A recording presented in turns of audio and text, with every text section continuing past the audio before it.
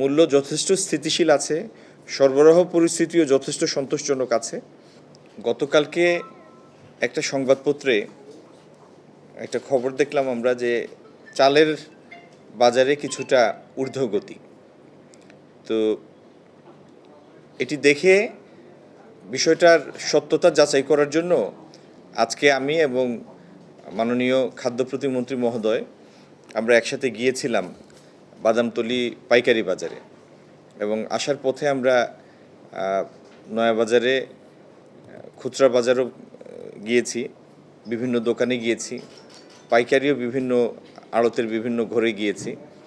তো যেটি আমাদের পর্যবেক্ষণে এসেছে সেইরকম কোনো মূল্যের কোনো তারতম্য আমরা দেখি নাই।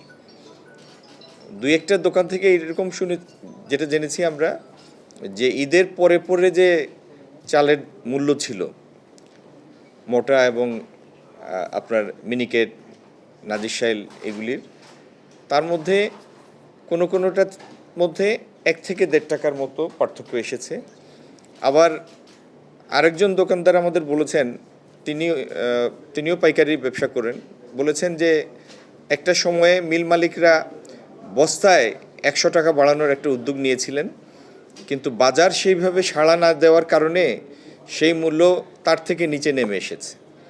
তো আমরা বিভিন্ন দোকান ঘুরে, চালের পাইকারি এবং খুচরা বাজারগুলি ঘুরে আমরা যেটি আমাদের লব্ধ তথ্য সেটি হলো মূল্য যথেষ্ট স্থিতিশীল আছে, সরবরাহ পরিস্থিতিও যথেষ্ট সন্তোষজনক আছে।